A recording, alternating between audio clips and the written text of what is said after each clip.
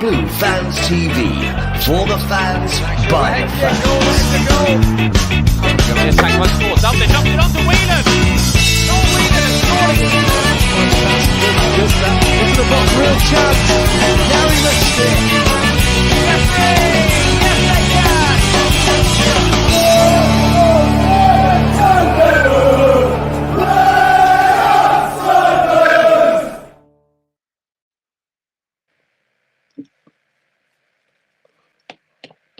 Well, very good evening to you, and welcome to another edition of Sky Blue Fans TV. What a weekend it's been for the Sky Blues. A fantastic victory over Leeds United, 3 points in the bag, thank you very much. Fantastic game as well, even though they scored near the end. I don't think we were really any under. We had a bit of pressure near the last 15-20 minutes, but I thought we well worth our 3 points on Saturday. So it was a fantastic victory, and that's what we've got to do.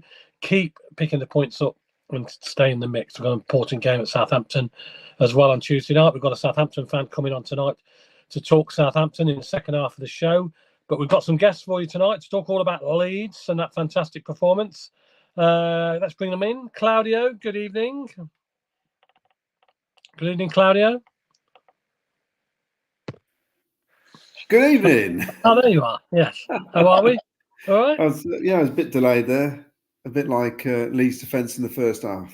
Yes, very much delayed, mate. Yes, we've got a lot to talk about. That fantastic result. I'm sure there'll be plenty of comments tonight about that game as well. We've got a couple more guests as well. We've got Victoria. Good evening, Victoria. There's a delay with Victoria coming in. Oh, there we are. Hello, Vic. Evening, Karen. You all right? Yeah, not too bad. We're all happy. We're all happy this weekend. Yeah, it makes such a difference, doesn't we, when we get 3 points in the bag for the weekend?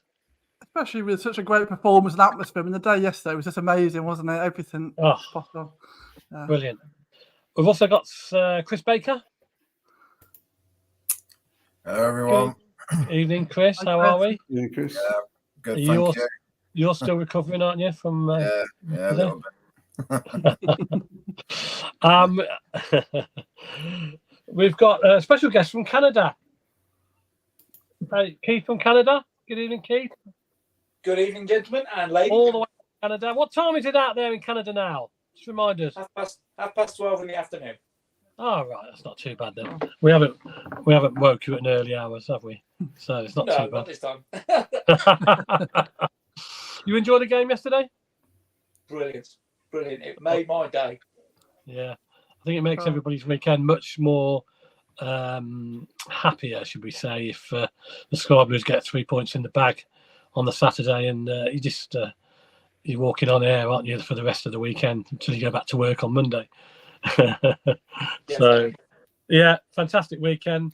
Okay, let's start with the game then. Let's start with the let's start with team selection. Claudio, were you surprised at the team selection? Because there was a bit of a surprise. O'Hare started with Palmer. Yeah, that was so positive, wasn't it? I saw something on the Leamington and Warwick supporters group where one of the lads actually picked the starting lineup. So whether or not he had a bit of insight or knowledge, knowledge or something. But it was, as soon as you saw it, I thought, well, that's positive. Palmer and O'Hare. I thought it was going to be O'Hare for Palmer. I did. And it did reflect in our first half performance, didn't it? I thought it was a positive move. It's great to see because this season, it's been so unlike Robbins, I think. He's sort of changed his mindset a bit with some of his team selections. I think last season, he'd have gone with 3 at the back for that game. He'd have tried to play it safe, block the midfield. Yeah. But there's been so many games this season where you can see he's thinking, right, we've got an opposition who play quite open, expansive football. Let's mix it up a bit. Let's get in there with them. And first half was brilliant, and it proved with the selection. I thought it was, fair play to him. He was brave, and it paid off. Yeah. And Victoria, were you surprised at the selection, or were you? I think surprised. I think probably a bit like Claudio.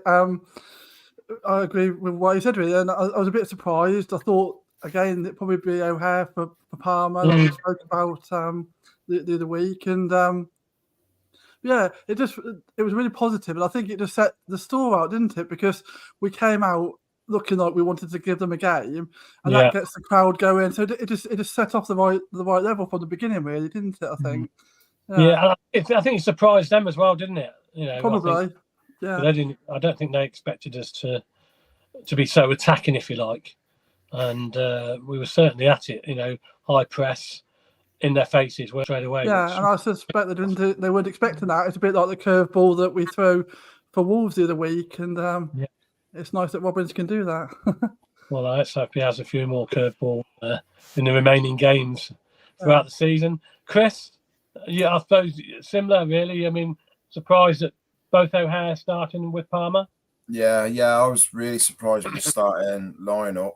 To be honest, I didn't think we'd be quite so attacking, but it obviously really paid off. And Robbins was brilliant yesterday. So tactically outmaneuvered these Leeds counterpart, and we've got the win because of it. Just brilliant. I'm so chuffed with yesterday, because after Monday you're not really expecting it. And I mean, we were disappointed against Cardiff, and we didn't know sort of what to expect, did we? Against Leeds, because they're a good side, and Cardiff not so good, obviously. But we all knew we could turn it on if we had to, and we did. I suppose the frustrating thing for me would be if we get to 46 games played and we've missed out on the playoffs by 3 points or less, then that Cardiff game is going to really hurt us. Yeah, it's going to come back to haunt us. Yeah. But, it is what it is. You can't win every game, or, but it's such a commentary thing to do. Lose against the teams you should be beating and beat the ones you're expected to lose against. Yeah. They said it's always going to be blips, but it's the way we don't very rarely lose 2 on the trot, don't we? That was the thing I kept saying. We lost 1, but we don't normally lose 2 on the trot. Well, we haven't recently, anyway. So, Keith, you were out in Canada. Well, how was you out there watching it? It looked great. I wasn't surprised by the lineup at all. But I just trust Robbins to do what he wants to do. Yeah, I thought it was great the way the lineup he picked and the formation. Like the 3 at the back, I don't really get on with that well. I'm more a traditional sort of guy, like 4-4-2 or something. Looking at the formation that I saw listed on BBC Text, it said 4-2-3-1. I thought, okay, this is great. I'll have some of this. It panned out really well. Really happy. Yeah. And do you think, with Norwich winning the early game against Ipswich, do you think the players looked at that and think, look, we've got to win, we've got to get a result here to stay in the mix? Possibly. I was disappointed Ipswich let us down. I really thought they'd win that one, but we can't rely on other teams. We've done that so many times over the years. On our day we can beat anybody, and we proved that again yesterday. Yeah, well, we've done them a favour in the end, didn't we? We've done Leicester a favour as well by winning, because they go back top. I don't particularly like doing any favours to our mates down the road, but there you go. I had a couple of fans that work with me, the Leicester fans, and they text me thanks very much with a thumbs up, which is very rare that they want Coventry to win. But apart from did they pick one of their 6 fingers? Is that? Well, I think it was just one finger. I don't think they dared put any more fingers on. Was it 2 thumbs on the one hand they put up? Was it? And look, Claudio Ellis Sims. I mean, he's on fire, isn't he? Ellis Sims. He can't stop scoring. I was having a joke the other week when I said he reminds me of Mick Ferguson from all those years ago, and his playing style. Well, his playing style is the same as Mick Ferguson. Mick Ferguson scored goals for us, but he wasn't. I don't think he was that well adored by the fans in the 70s and early 80s, because he was such an awkward striker. Yeah, very similar actually. When I think of Mick Ferguson, you're right. He is very similar. And he scored goals.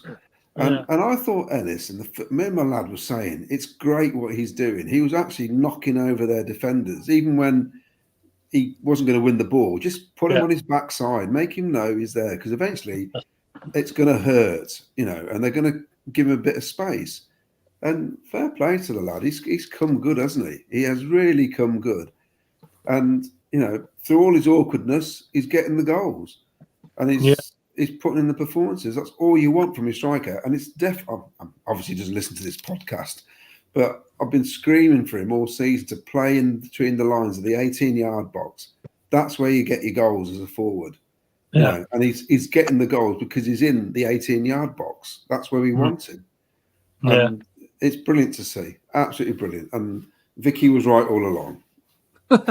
Yeah. Vicky, I mean, well, Ellis Sims, he's a legend now, isn't he? In your heart? Yeah, I'm just pleased because I like I said, when we spoke about it a lot. I always thought there was a player there, and I've been rooting for him, and I'm just really happy that.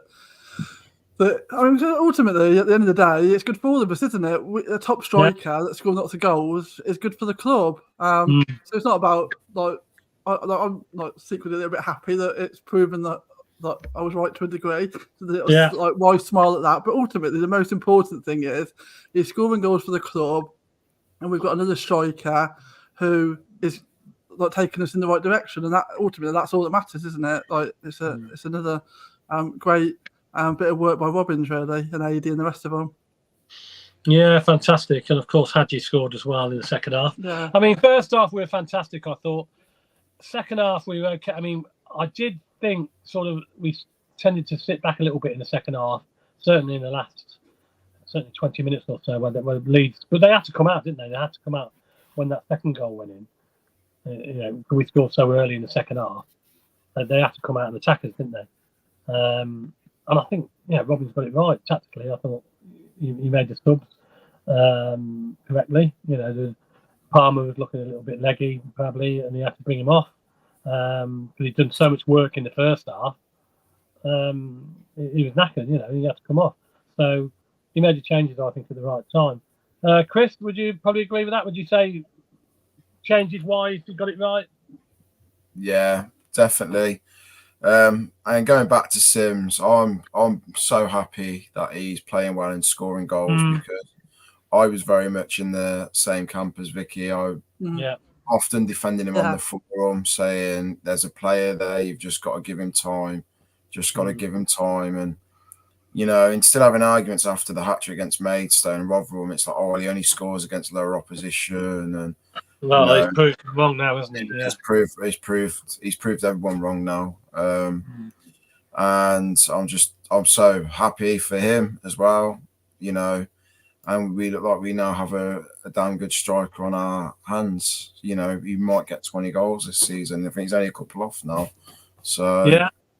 And his work rate is off the ball, holding up the ball, laying the passes off. It's improved immensely, hasn't it? I think. It definitely has. And I think this is as well where the recruitment team need props because when we lost Vic in the summer and Hamer, there was obviously a lot of panic around the place. We were worried about what that might mean for us. Would we be in a relegation battle? But they've replaced Vic's goals. Rather than just try and replace the goals in one player, they've gone and got two who between them have scored more than what Vic did last year. And, he went out and bought the goals from other areas. And I just thought that's brilliant work from the recruitment team. And, thank God it's come good. What's interesting is they don't really play as a partnership, do they? No. It's an unusual strike force because they're not twin strikers. They're not like the old, Shearer, Sheringham and Cole and York and even Ferguson and Wallace back in the day and, Huckabee and Dublin, whatever. They're kind of playing separately with the link man who's either whoever's top of the midfield being the link man. So it is unusual for them both to be scoring so many goals, playing so far apart from each other. Wow. It's brilliant, really. It is. I think he plays more out on the left, doesn't he, than centrally. He's more of a left winger than a striker. Yeah, I think he's better at it. He cuts in well, and he's scored quite a few goals from that position, hasn't he, cutting in? Yeah, definitely. I prefer him out on the left. I think that's why he struggled, I reckon, so much at the start because Robbins, I think, was trying to persevere with him down the centre, and I just don't think he's naturally comfortable there. Yeah. Whereas Sims is. Keith, I mean, you happy with Sims, obviously, and Wright as a partnership, or goal scoring striker? Yeah, I think so. It's great to see that they're finally getting there. I love the fact that we've got two guys that can potentially score 20 goals between them over the season. To me, if you've just got one striker and the opposition can nullify that guy, you're toast. But, if we've got two guys, they don't know where the strikes are coming from. So I think it's fantastic. I'm really pleased for both of them. Yeah. I thought what do you think of Robin's tactics yesterday? Do you think he got it right in the second half when he took Palmer and O'Hare off? Yeah, I think so. I think you're sort of right. I mean, they were starting to get tired. They were working hard. And we did seem to be sitting back a little bit. Yeah. The one thing I did like to see was, instead of passing it around at the back and having silly mistakes, I mean, that to me is a real problem. We can't do that very well. We're not that sort of team. Yeah, we're not a Man City, are we? No. I was just pleased to see them hoof the ball up front sometimes. Just give us that bit of breathing space. Do that when you've got the time and the space, and it worked fine. It was brilliant. Yeah. I mean, Claudio, I was disappointed with the goal they conceded, but, I mean, they were putting a little bit of pressure on, weren't they, at the time, and you could probably see them scoring maybe one goal. But I think overall we defended well, didn't we? Well, we did. I mean, the reason they were going to get a goal, he shoved on 6 forwards again, didn't he? That's his tactic, Farked. He did that in the first game, if you remember. As well. I mean, he's practically he's got no Farked idea, has he? Sometimes that's his problem. I have to be careful how I said that. Yeah, be careful. Never know watching. But he did what you put. I mean, Pirot is. I class him as a forward, the amount of goals he scores, and all the lads who was putting on were forward-thinking players. So we were going to be ending up sitting back. And to be honest, what Robbins did was put more defence-minded players on, didn't he, to counter that?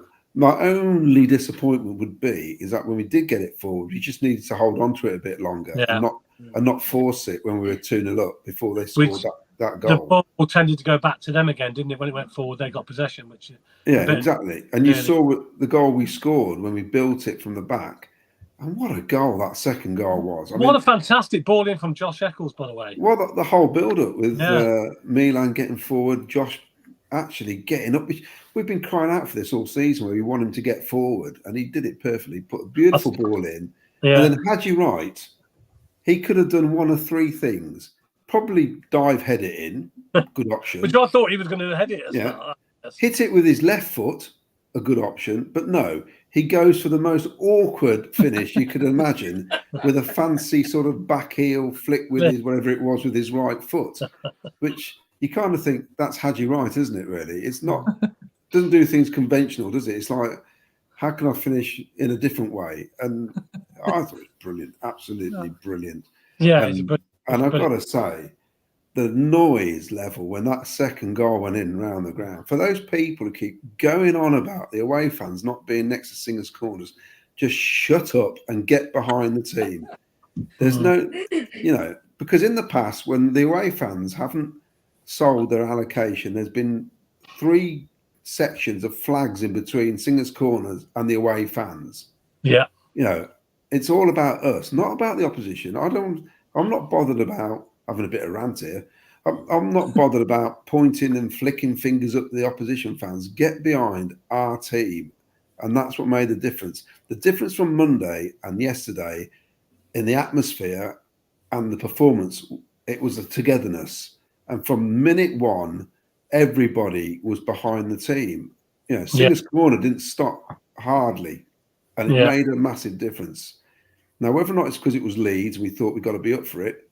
Maybe that's what it was. And maybe against Cardiff, we thought, maybe we don't need to be up for it as much.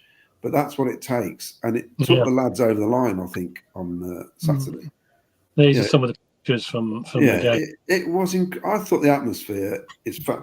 I mean, there's obviously it's our highest league attendance, I believe, isn't it?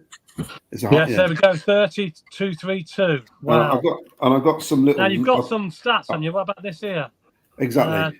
Take us through them. Right, so these are the record league attendances over 30,000 from 1977.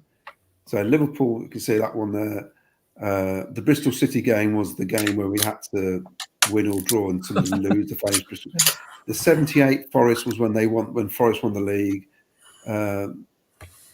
That's just Liverpool. That's what obviously loads of Liverpool fans turned up to watch Liverpool in 1980. And Birmingham last season and this season against Leeds. I think there's been 5 games, cup matches over 30,000, and that's Chelsea, which was obviously at the CBS, Crewe as well, and then the 3 at Highfield Road, Liverpool, which was a League Cup in 77, I think, and Watford and West Ham, which were the 1980-81 season. That's how far we've come as a fan base. Yeah. And I know some people will say, "Oh, well, you should get behind the team when they're doing badly and all the rest of it." It don't happen. It doesn't happen anywhere. I don't care. People going about Newcastle. Newcastle used to average 15,000 when they were absolutely rubbish. You know, Sunderland the same, Leeds United the same. Wolves used to have 4,000 when they went down to Div 2. Division 4. Yeah. You know, so it's absolute nonsense if you think all these clubs have had massive crowds all the time. It doesn't happen. Yeah. You know, I think for those who are having a little bitch at these fans who haven't been in the last 7 years, all the rest of it, they're Cov fans. They're there to support Coventry City, and we want that stadium full. Yeah. End of. And the fuller the stadium, the more cash our manager has. Yeah, I quite agree. I'd much rather have home fans in there than away. And I think it was important to. I thought yesterday the Leeds fans were very quiet in that corner. Yeah, we exactly. kept them That's quiet. what happens. And we had noise from behind both goals. What did you find it, Vicky? The atmosphere yesterday? Do you think it was that from where you were sitting, because you were sitting in the same stand as me? Yeah, I thought it was all like Claudia said. I mean, I agree with everything Claudia just said, but also I just think that the atmosphere yesterday was the best this season, because it's been slightly disappointing this season. It took us a bit of time to get going, I thought, and so all this old rubbish about where the away fans sit is. I'm finding that as frustrating as Claudio is. I think it's just a load of rubbish, and I think the most important thing is that we had people behind both goals. The Leeds fans are sat in a little sort of naughty corner. It's subdued them, and when we're attacking both goals, it's our fans behind them, and that's the most important thing, isn't it? To get behind the team and that they can see us when they're attacking. For me, it was a cracking atmosphere, and I think that if we're all around the ground. It's perfect. And I think we all remember a few seasons ago when the CBS was half empty and it all felt a little bit like a soulless bowl. And the difference between probably the season before Robbins came back and we were going down to League Two, the atmosphere that season to yesterday, I mean, it's just incredible to think how far we've come in those sort of 7-8 years. So yesterday was just. I had a few friends with me yesterday who haven't been before. And we were in the hospitality bit, and they were like, "This is amazing. We didn't know that Coventry was like this, but it's a great atmosphere." And so that's what's frustrating about this attitude about new fans. We want to welcome new fans. Like you want them there, don't you? So you want people to come and think, "Oh my God, that was amazing," and then come again. And I think that'll do as well to sell season tickets for next season. You know, things sell. Obviously, beyond that goal, open it up and sell season tickets beyond that. It'll be fantastic. And I thought, I mean, I'm in block 2, so I'm right next to the away fans, but the opposite end, if you like, in the start of where the stand where you are, where the dugouts are. And it was brilliant. I thought it was fantastic, and they were very quiet. And I was quite. Was it you winding them up, Ken? Was it you winding them up? I saw some videos of them getting all wound up with block 2. There's a few hand gestures between supporters, I think, but they're all friendly, you know. Friendly banter. Chris, where do you sit in the ground? What block? So I'm in block 18, so I'm literally just by the side of Singer's Corner. What are you in, Chris? Rose Ed. You just LL, so I should be able to throw. I should be able to throw popcorn at you, shouldn't I? From where I sit. I start hearing like little niggly things at the back of my head. At the next game, I know who's to blame. And how did you feel the atmosphere yesterday? Do you think it was good? I felt the atmosphere was bang on, and I think the attitude of some of our fans who consider themselves to be elitists or super fans or whatever they want to pin themselves as, can be quite horrible towards new fans. You know, where you when you're in League Two or this and that, and I just think it's such a nonsense to come out with. You know, we're all here trying to support the club in the same way, and the attitude of some, it's just shocking. It's just no need, and it's divisive. But then then they complain and play the victim when people call them out on it, and it's like, you know, we need new fans, we need a new generation. I love it. I love when I'm in the city centre, or I'm out and about around Coventry, and you're seeing the youngsters, the next generation, in Cov kits now. You're not seeing any Man United tops or Liverpool tops. Yeah, and that's the way it should be. And I've got to be honest, this for me is sort of part of the reason why I'm not a fan of the point system. I've got enough points that I can pretty much do most away days that I want to do now. But I don't agree with it because I think it stunts the possibility of new fans being able to go on the road. And why shouldn't they be able to go to an away day? Okay, maybe they have to build their points up by doing the furthest ones away first. But at some point, we need that next generation on the road as well. And, you know, I don't think the tickets should be going to the Suns. They should start balloting away days if there's that much demand. In my opinion, that's probably a fairer way to do it. I'll add to what I think about the point system. I also think they should add points to anybody who buys club merchandise from the shop. Official club merchandise should get points because you're buying official club merchandise. It will stop you buying stuff online and this, that, and the other because you're getting points for everything you purchase in the shop. You should be able to get points for. I know a lot of clubs do that, but for some reason we don't do it. And that's another opportunity for people to perhaps build their points up. You know, points that they probably didn't have previously. They could, you know, if you've got a big family, 2 or 3 shirts a year or whatever, that adds a few points to your tally. I think they should do that. I mean, I have emailed the club about that, but I haven't had a response. But I think that would be a good idea to add the point system. I think to add. Yeah, I think they need to do something different because the way I get it was implemented by the old owners, but I felt it was done so cack-handedly. The way it was implemented, I actually think starting from scratch over a 5-year period would have been better. The people that are going regularly would have built their points up anyway. They didn't need the head start of us. So, and it has created a massive divide in the fan base. And I just, until the playing field has been leveled in that sense, I just don't see that repairing itself. And we're always going to get this, or we're better than you mantra because we've done this and that, you know. Some of the new fans weren't, you know, young kids when we were in League Two, probably not even started school yet. You know, it's. I think the problem is, Chris, wherever they come up with, it's always going to be favourable to somebody and not to somebody else. I think it's difficult. It's difficult. I think.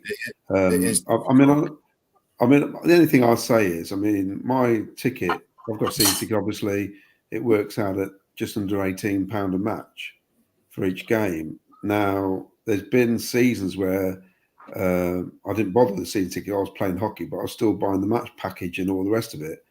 So if I went to 10 games, I was still spending more than what my season ticket would have been. So these people who come casually are spending a lot, almost double on their tickets. Weird, you know, it's one of those scenarios. So I get some comments in, Ken, because I've got loads here. Yeah. I was just going to go quickly to Ray. I just wanted Ray's view of the atmosphere. Yes. Keith, sorry, not Ray. Keith. Yeah, I mean, get your name right. Sorry. No worries. What was the atmosphere like? Were you watching on telly there? What was it like coming across on the TV? It was fantastic.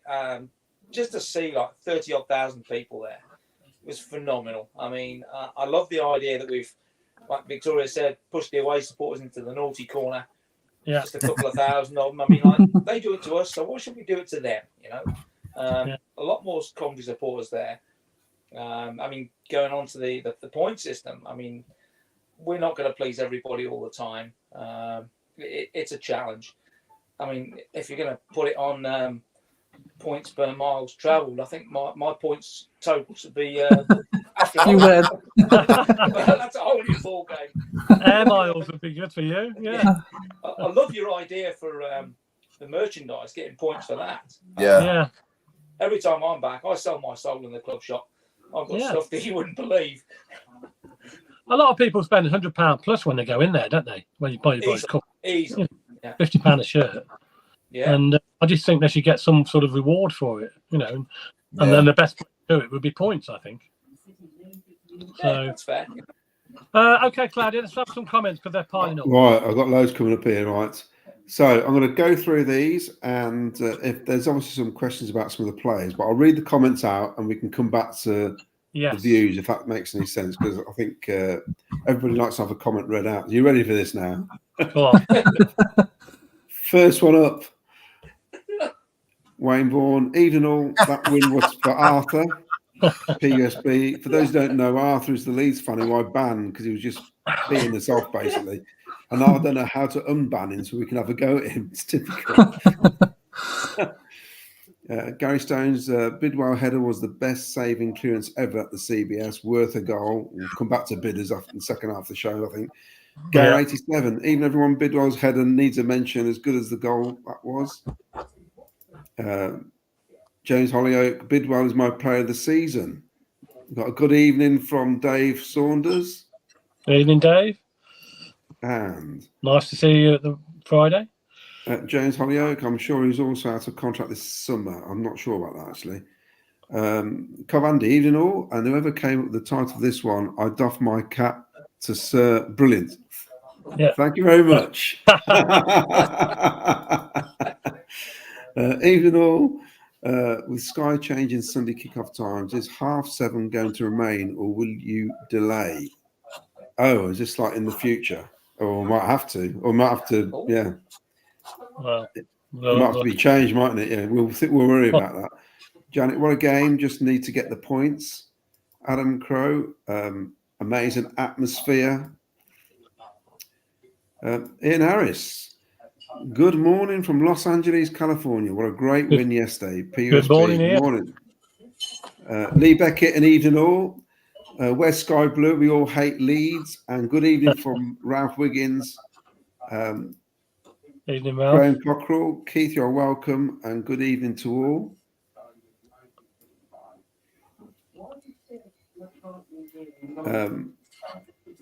O'Hare's got get the minutes in as we are starting at Wembley instead of Palmer. Rob Nichols, James Bidwell still has another year on his contract. West Sky Blue, is it just me or does O'Hare look a shadow of his former self? Still plays well but nowhere near best.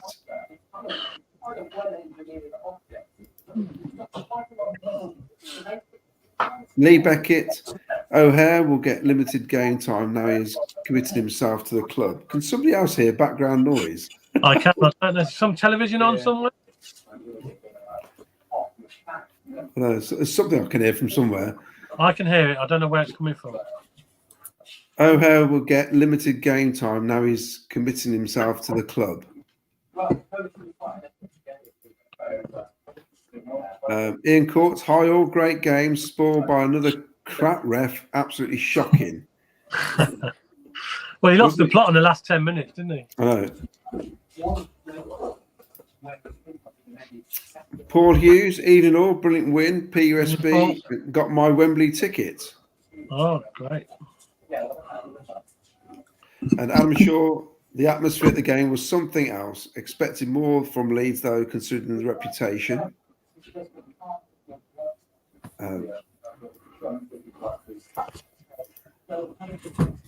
Rob Nichols, the ref is from Wakefield and Stone's throw from Leeds. How does that work? Who knows? Craig Robinson from Sky Blue Fans Forum signed the terminal on a new contract. We want him back. The Terminator being Bidwell. Lee Beckett, Sims just needed game time. Love Sims wrestle with the Leeds player. That's from Wayne Vaughan. That was great, actually. And what was ridiculous, neither deserved a booking for that. It was just a bit of nothing, wasn't handbags, weren't it? Handbags.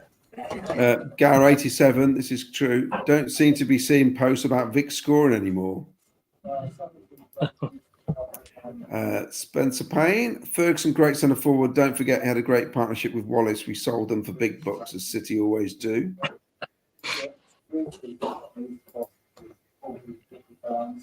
You know Daniel Farked is salty when he starts comparing stats in his interview. Gibbo, great day and win. As Robin's brought up 24-25 season tickets, what's everyone's thoughts?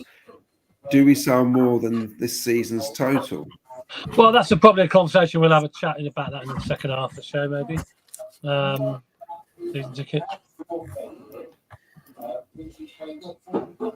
Love Sims getting Ampadu in a headlock and Wright getting stuck in the Leeds player. I'm going to go down to this one here. This is another one. Cov Andy, I was going to get a season ticket next season, but I'm down in Pompey and lack of Saturday games has put me off. Can't do midweek games as logistics and work commitments won't be worth it.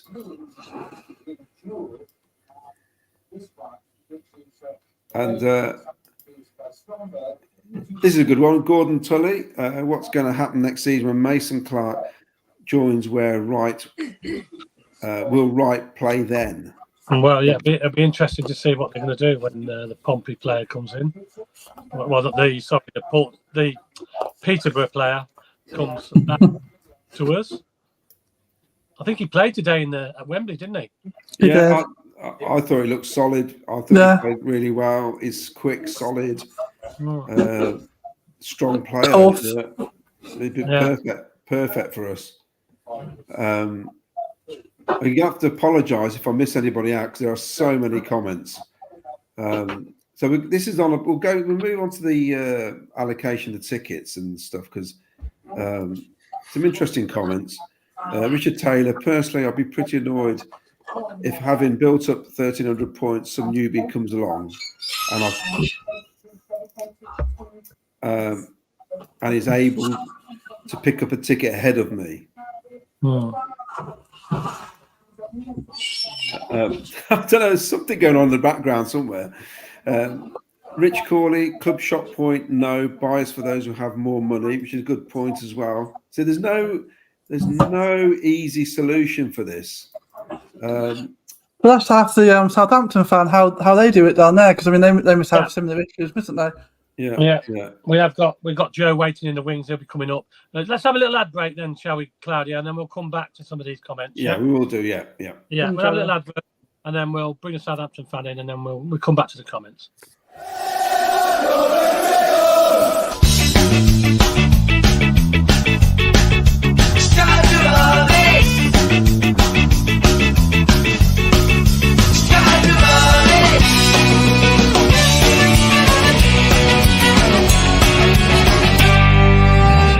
Sky Blue Fans TV, for the fans, by the fans.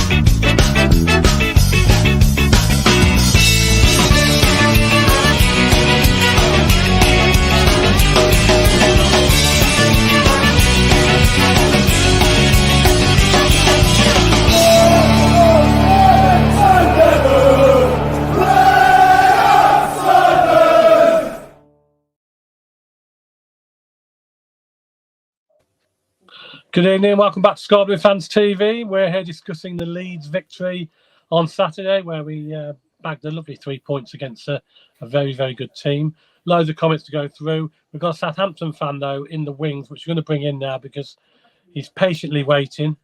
Good evening. Good evening, Joe. Evening. Hello. How are you? How are you, mate? You all right? Yeah, good. Thank you. Not too bad. Good. Sorry about the delay. We've had so much to discuss for our victory over Leeds on Saturday. So as you can imagine, there's plenty of fans want to get their say in. How are you doing this season? I mean, you've had a fantastic season, haven't you? Yeah. I mean, the 25-game unbeaten run was superb, but the rest of it's just been pretty mediocre, to be honest. I mean, we picked up just before Easter, and then the must-win game against Ipswich the other night, we kind of bottled at the last minute, and it's just not been too great. But still positive and still hopeful that we'll I mean, you're up there. I don't think you're quite far ahead up in the table, aren't you? So I don't think anybody can catch you. Well, they do well to catch you for that place where you are. I think you've got that place cemented, really. Yeah, I mean, I think West Brom are 7-8 points behind us. So as long as we keep picking up points and don't drop too many more points, then I think we'll be all right. And how's our friend Adam Armstrong doing this year? Really well. I mean, he's got 20 goals and 19 assists or something. Yeah. So considering what his numbers were like in the Premier League, this is a lovely sight to see, actually. Yeah, it was fantastic for us, to be fair. Yeah. Fantastic player and great finisher as well. And who else we've got to look out for then on Tuesday night? Who else has been, apart from who we know, Adam Armstrong, obviously, who else has took your attention this season? I mean, I must say, actually, our centre-back, Jan Bednarek, he's had a complete huge arc in his career at Southampton. He kind of fell out of favour under Ralph, and he went on loan, came back in, and he's really solidified himself. Aribo in midfield, I think he's a pretty solid player. And Flynn Downs, I mean, he just kind of runs the midfield for us. So, yeah, really solid. Yeah. And how about your manager? Do you think he's doing a good job down there at the moment? I mean, it's difficult because at the I mean, where would you expect it to be now this time of the season? Would you expect him to be where you are or better? Honestly, I was expecting to be better. I was expecting kind of top two. I mean, I didn't really see Ipswich doing what they've done. No. I mean, they've had a fantastic season, haven't they? Yeah. But with the team that we've got and the training facilities we do have, I expected us to be top two at least.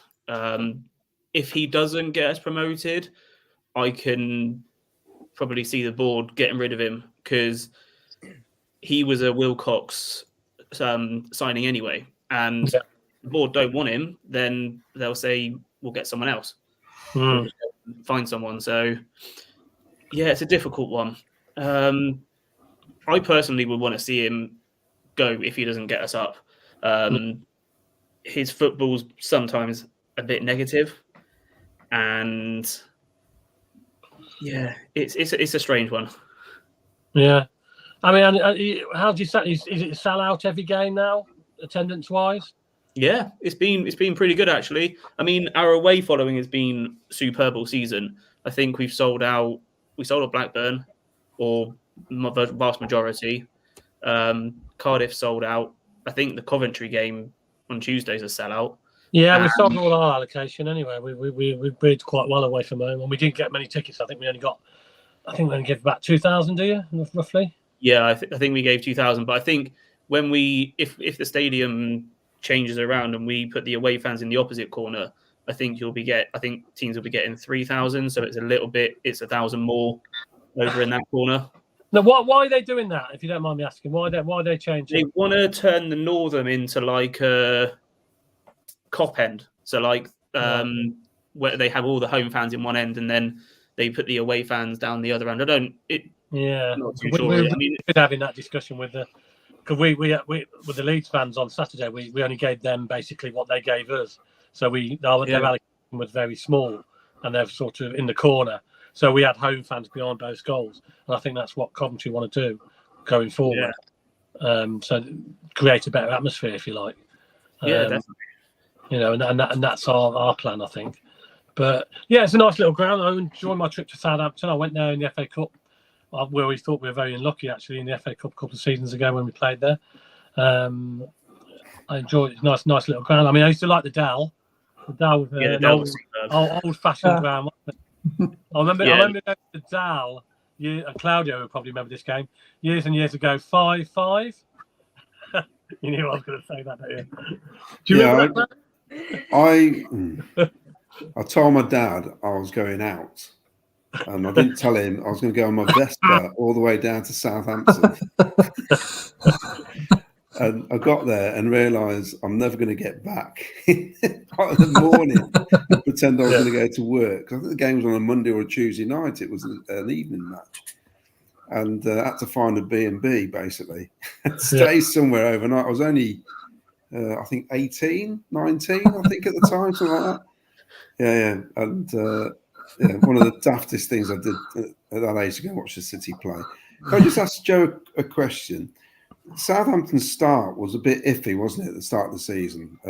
Obviously, getting used to the way your manager likes you to knock the ball around. And I remember your keeper and defenders getting caught out quite a few times. Oh, yes. You then went on this fantastic run.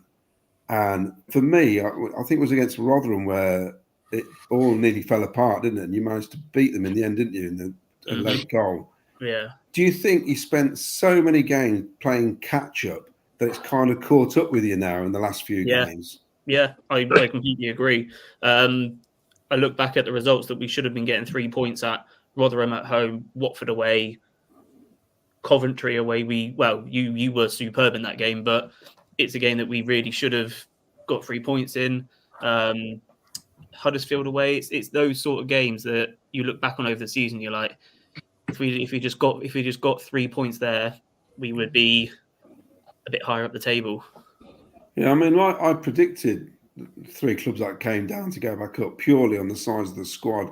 And I actually thought in January all 3 would strengthen. Obviously, Leicester couldn't because of the situation they're in.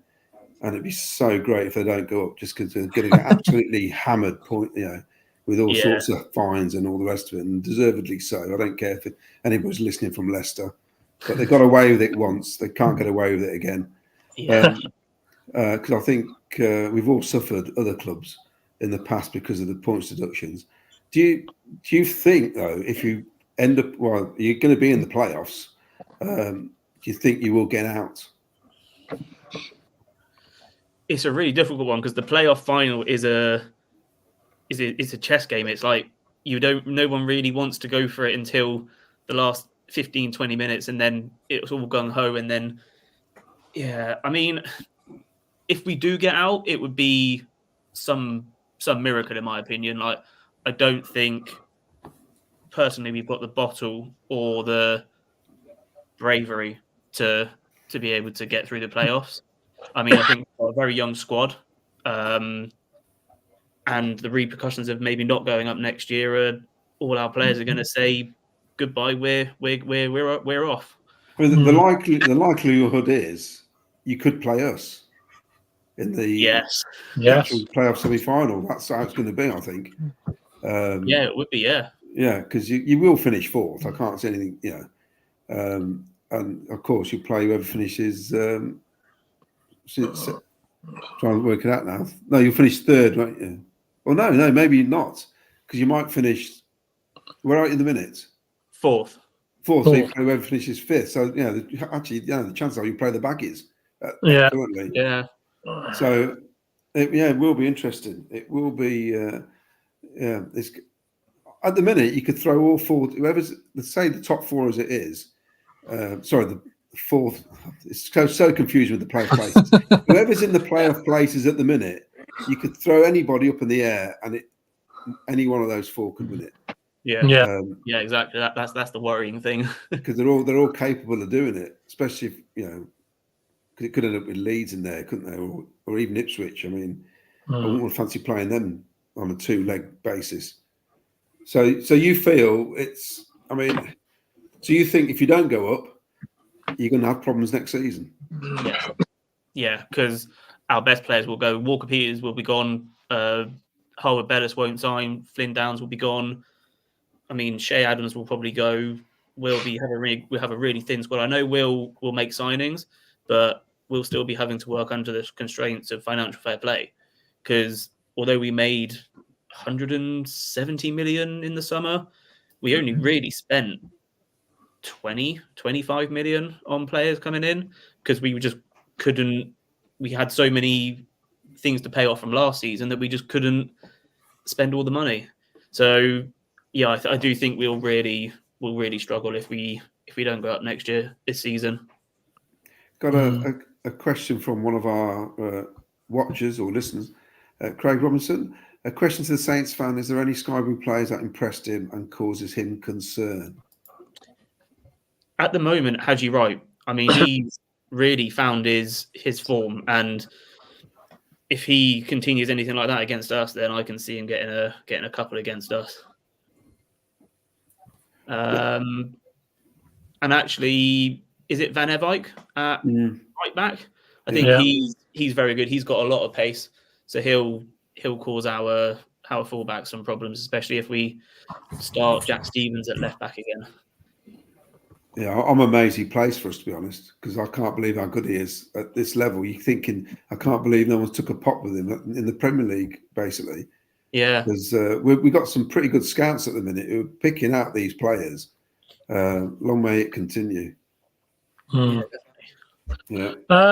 Okay. Give us a score prediction then, Joe, for Tuesday's game, because I'm coming down and I'll be coming down on the coach, so we'll be leaving nice and early. I've got a day off work, so give us a score prediction. What do you think? I mean, I'm not confident. I'm going to go for a 2-1 Coventry win. You can come on every week. I mean, if the other results have been better, then we might be a bit more confident. But I think the Ipswich hangover might be going on another week. So yeah, I think it's going to be I might be proven wrong. We might turn up and we could well dominate, but I just can't see it. So yeah, 2-1 Coventry, I think. Okay, Keith, all the way from Canada, give us a score prediction for Tuesday. 2-1, 3-1, either way. Oh, either way. Okay, fair enough. Chris Baker, prediction? I don't know. I reckon it'll be a close game again. I can see it finishing a draw. So I'm thinking maybe 1-1. 1-1. Okay. Victoria. Yeah, I was going to say a draw as well. I think 2-2. Are you going a bit of a high scoring draw? 2-2. Yeah. Okay. Claudia, are you going to sit on the fence or are you going to? Yeah, I'm pulling out splinters here again. I went for a draw against Leeds as well, didn't I? 2-2. I think you did as well, Ken. I did, yes. You got two teams who can score goals and two teams who like conceding goals. So, and we both play similar ways as well. We like to build from the back and knock it around. So I can see a high scoring draw. I really can. A frustrating high scoring draw for both teams. I mean, Southampton are there anyway, but it'd be frustrating for us. Obviously, we need to win. But any other time of the season, I'll take a 2-2 draw at Southampton any day of the week. Yeah, but we need a win, don't we? We do. We've got to close that gap on Norwich. Absolutely. I'm going to go for a win. I'm going to go for a victory. I'm going to go for the same again on Saturday, 2-1 victory for Sky Blues.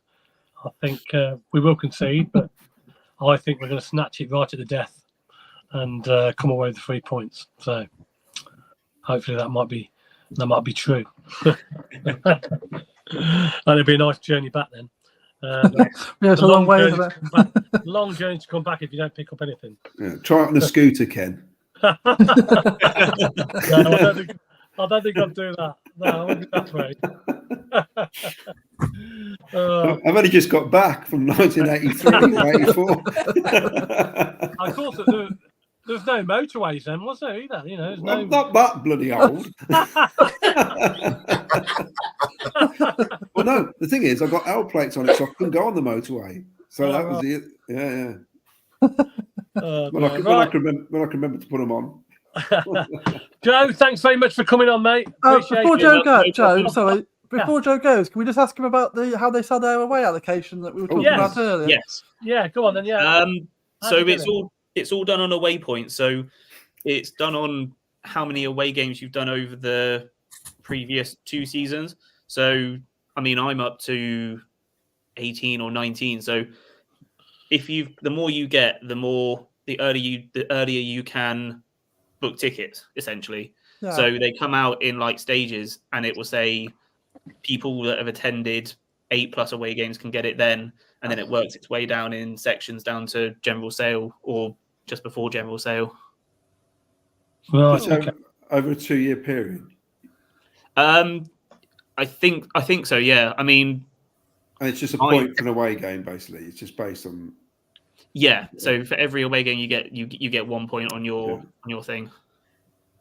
Do you have to be a season ticket holder as well? Does that not matter? Some of them you don't have to. I mean, like most of the ones up north, like Sunderland and Middlesbrough and stuff, like they went to general sale. Yeah. But the vast majority down south, like Bristol and Millwall and stuff, they kind of sold out quite quickly because they're some of the easier ones to get to for us. Yeah. But do you have to be a season ticket holder with points, or can you just do it just points alone? I think you can just do it points alone. Yeah, this is what my argument was before, where some clubs do it, nothing to do with season tickets, it's how many points you've got over a certain 3-year or 4-year period. So yeah, there's so many different ways. Like I said, you're never going to please everybody, are you? It's just it's difficult. Yeah. Right. Okay. All right. Well, thanks, Joe. Anyway, thanks for that information. That's all right. No problem. And thank you very much for coming on for your time tonight. And we wish you the best of luck after Tuesday, obviously. Yes. Sorry, Ken. There is one thing. I mean, the consolation is if you don't go up, you got Portsmouth next season. Oh yeah. I mean that would be a great game home and away. So yeah, I think that'll be the first league derby in 15, 20 years, something like that. You haven't played them for a few years, have you? Yeah. No. So yeah, that'll be good fun. Yeah. We enjoyed our derby with Leicester this year. We haven't played them for a while, and we've got them. We played them.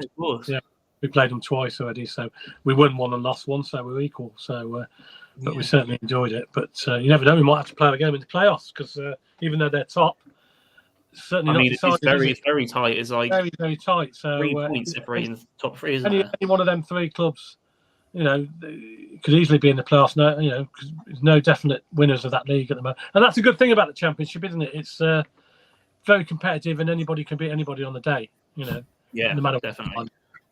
So, but thanks very much, Joe, anyway, for coming on, and say best of luck after Tuesday. You're welcome. No problems. Cheers, guys. Thanks, mate. Cheers. Good night. Good night. Cheers.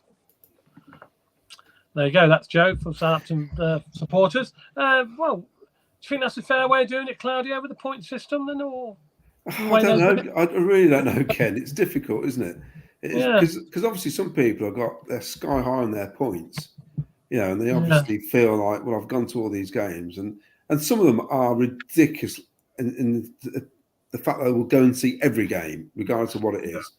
And I know some of these people, and they're just brilliant fans. They just want to go to every game, and you kind of think it's a bit rough if they haven't missed a game for, I don't know, 5-6 years, say, and then they can't go to a game where they're thinking, well, that's great. I've not, I go all the time. It's difficult. It is difficult. I know that me and Chris spoke about this, didn't we, on Facebook? And I said to him that maybe one solution is you have the points and it rewards the people like you're talking about that go week in, week out, regardless of how we're playing, who we're playing, anything like that. They can still get their ticket, but you hold back a 5-10% and you ballot those, and anybody can apply for that.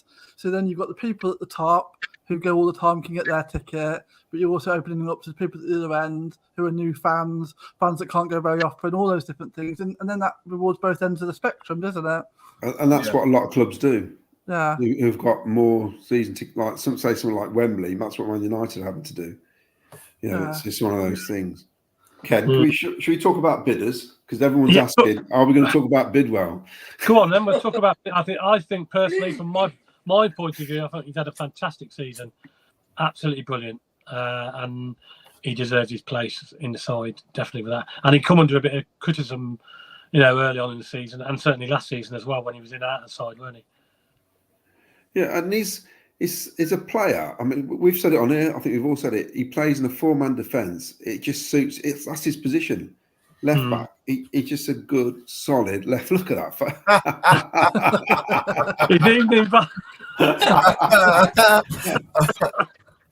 There you go. He gets about bidders. What a all-rounder he is. I think, I mean, that clearance was just ridiculous. I've seen it so many times now.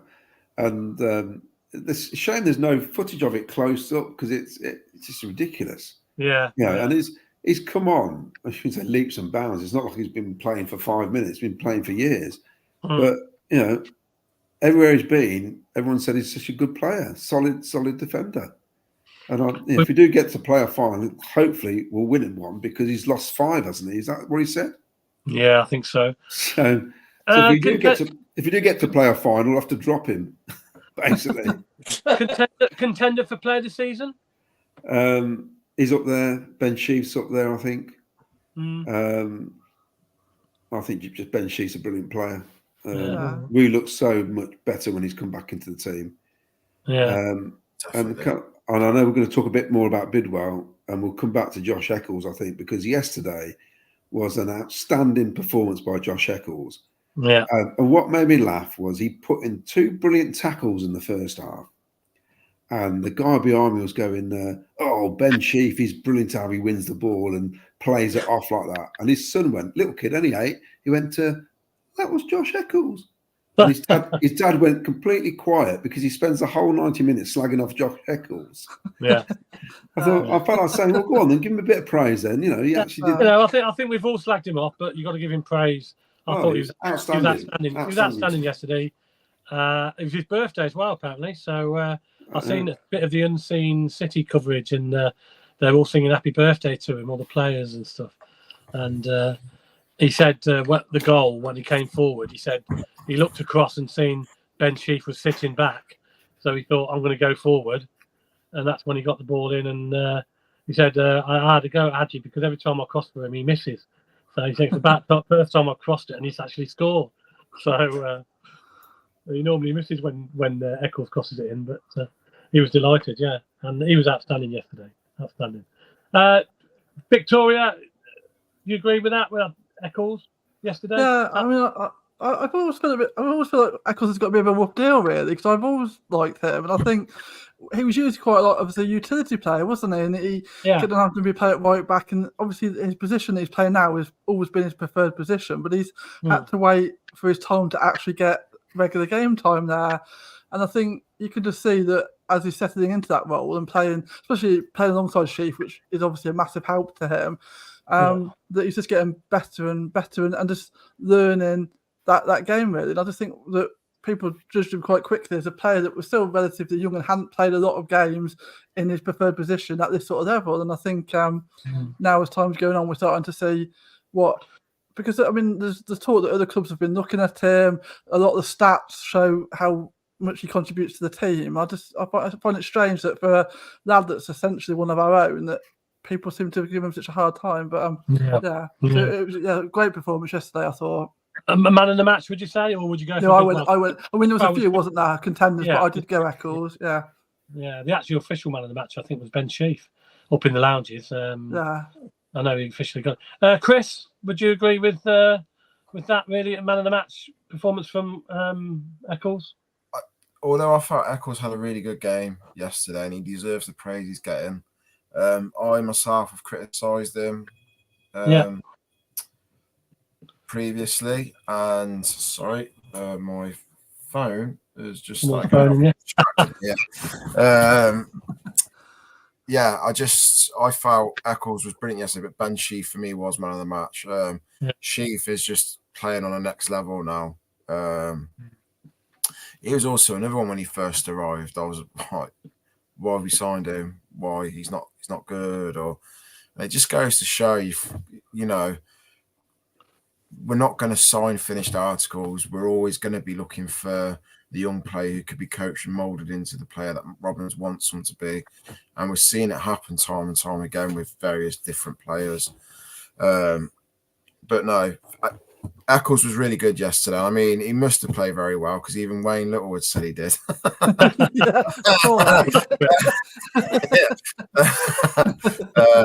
no, still Ben Sheaf, man of the match for me. Yeah, and what's your view on Bidwell? Fantastic season, hasn't he? Yeah, we really struggled with De Silva at left back at the start, or left wing back at the start of the season. It became a weak point. I was surprised that Bidwell wasn't starting at the start of the season because I felt he didn't really do a lot wrong last season. So I wasn't really understanding why he'd been dropped in favour of a new signing. But as soon as he come back in, he grabbed it with both hands. Really, he's been absolutely superb for me this season. But hopefully it continues. I was glad to. I thought he was out of contract at the end of the season, but obviously there's been a couple of comments coming up now saying we've got him for another year. So another year, I think it's another year, I believe. Yeah, so I'm really happy about that. In fact, rather than let it get into a Callum O'Hare type situation, I hope they're going to sit down with him pretty soon and tie him down a bit longer because while he's playing this well, it seems silly to let his contract run down. Yeah, we don't want a situation like that again. Keith, who would your man of the match be from yesterday? Got quite a choice, really, haven't you? Yeah, that's right. I mean, initially I thought Bidwell, but to be fair, there was Bidwell, Sheaf, and Eccles all played brilliantly. Star players for the team. And just while we were talking there, I started making comparisons in my head, like sort of Eccles with Lloyd McGrath back in the day. Yeah. Sheaf with McAllister. And then even Bidwell with Nick Coop crossing the ball. There's great talent there. And I totally agree with Chris. It'd be great to see these guys signed up sooner rather than later. I mean, the last thing we want is like a 1982 situation again where they go out of contract and we've got nobody. They'll all three of them were star names yesterday. It's hard to choose between any of them. They all played their wonderful part. I put them all up there. Yeah, I think they're all. So we sport for choice really for man of the match. And whereas, what a comparison compared with the Cardiff game the week before, where we were absolutely awful. So it just shows you, doesn't it? Claudia, shall we catch up with some comments? Yeah, I'm going to start down the list with got a Geordie. Away the lads. Yeah, and again, big win for you boys. He's going to support us in the playoffs. Oh, cool. Thank you very much. Yeah, it's about time they want a domestic. It's about time they want a domestic trophy. West 0-0 Sky Blues. Rich Taylor 3-1 to City. Scott Brownsword, it's 3-2 win to Cov. Wes Sky Blues gone for a boring 0-0. Cov Andy says cheers Geordie. Graham Cockrell 3-1 to Cov. And Cov Andy, a bit like me. Before I passed my test, my old plates kept falling off my scoot. Yeah, they did, didn't they? they just happened to fall off and go into the front basket thing, whatever you split the front. Yeah. Callum Holton, I think it should be a ballot of some sorts. £1 a point is a great idea. And he also says there's a lot of people selling their away tickets too. Yeah. Sky Blue Sarah, I think a small ballot is a most sensible idea. Now, this is something I brought up at the time, Mark Roach, and I think this is true. And it's something they probably need to look at. Yeah, Eden Mark. Point system for league games is good, but the FA Cup using league points was a joke. I went to Oxford at home, Sheffield Wednesday home and away, also Maidstone, but then couldn't get a ticket for Wolves. And I did think when they were going to do the Wolves game, they were going to come up with, if you've been to the previous FA Cup matches, you were in the first lot to get tickets. Yes. Because I think the problem was, I think they're going to stamp on it. There was a lot of people buying tickets because they realised you get 20 points and get a kid's ticket for a £5. Yeah. And then obviously wouldn't go, but you've got another 20 points, which is a bit dumb, really. But for £5, it was, that's what people were doing. So, yeah. And a lot of clubs do cup ticket allocation, don't they, as well? So yeah, maybe it's something the club could look at. That's a very good point, Mark. Yeah. Well done, Mark. Dave McGee, I'm Bidders fan. He's not fancy, just solid and influences the game always. Yeah. And the thing is, with him, because he's not a sort of. I think we've got a chance to re-sign him because he's not going to be fancied by a lot of clubs. You know, he's just one of those guys who will be under the radar, but for us, he's solid. Mm. You know, if we lose him, it'd be a big loss at the minute because you're going to have to find somebody to replace him straight away, which you haven't got. Yeah. Craig Robinson, do you think the Vultures will be circling any of our players come the summer? Well, possibly. You're going to get you're always going to couple, won't you? I think the one good thing in that situation is the stance that Doug took last year on Vic. The fact he basically said to Sporting, "You pay the money I want, or nothing," and so he's made it clear that we're not just like you make an offer and we're going to give you the player type, which we have been in the past, haven't we? I think Doug made it clear he played hardball with the clubs that we're looking at our players that they have to make a decent offer, and it means that people aren't going to think we were soft touch anymore, which I think is important. Because we have got players that people be. I mean, we've got quality players, some of which are more than good enough to play at a higher level. So it needs to be a situation where if someone's going to come in, they're going to pay us good money so that we can then build again. So it has to be something that's attractive to us, I think. And I think that Doug's helped to paint that sort of picture now. Yeah. A comment from Dave McGee. Eccles crossed to right and then the goal was superb. More I see it, the better it gets. It's interesting because Eccles in his interview was playing down the cross and he'd got it slightly wrong. I thought it was brilliant. You get it slightly wrong more often. Rob Nichols, Bidwell was in my fancy team when he played for Swansea. He always scored lots of points for me. And he probably did because Swansea used to keep the ball, didn't they? They didn't concede a lot, but they didn't score many, did they? That was a problem.